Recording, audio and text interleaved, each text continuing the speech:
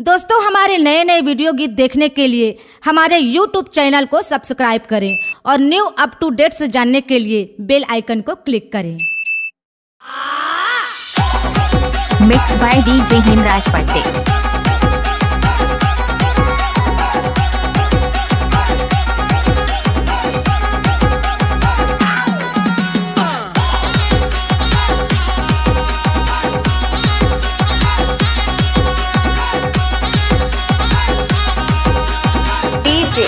हेमंत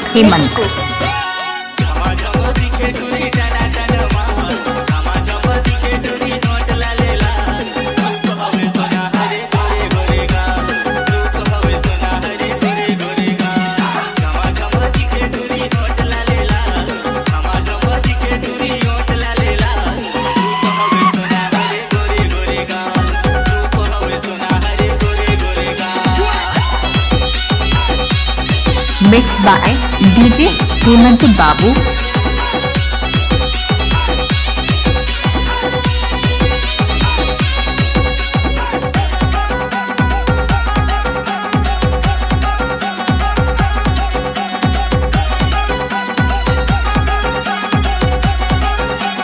DJ हेमंत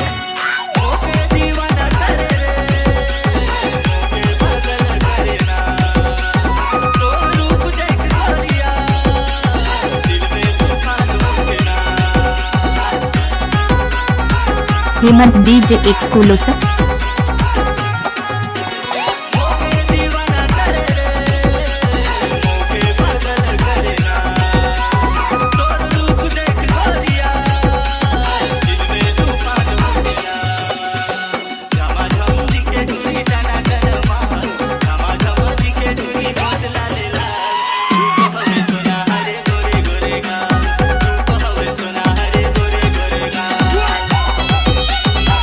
हेमराज पट्टे DJ ग्राम कोलमगहन की शानदार प्रस्तुति।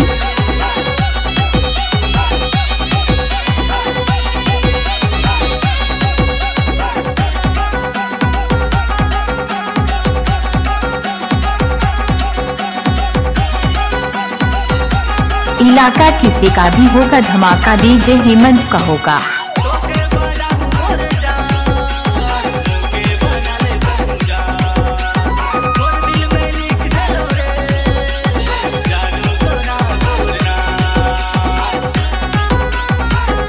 डीजे हेमंत पट्टे।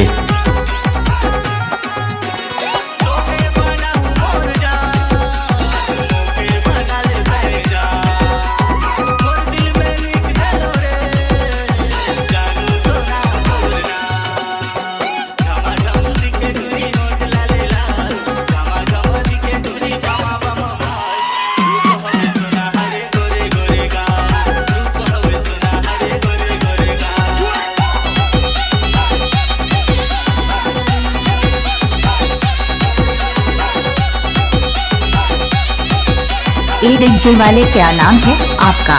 डीजे हेमंत पट्टे।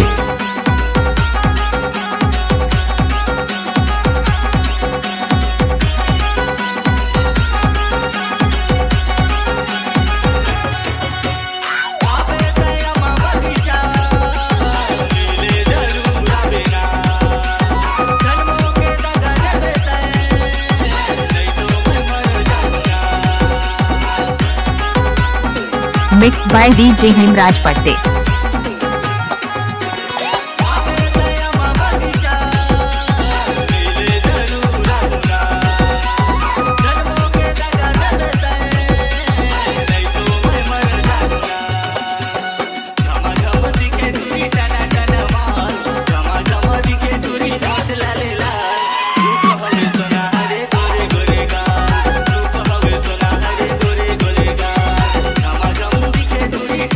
आप सुन रहे हैं हेमराज पट्टे का मिक्स किया हुआ गाना।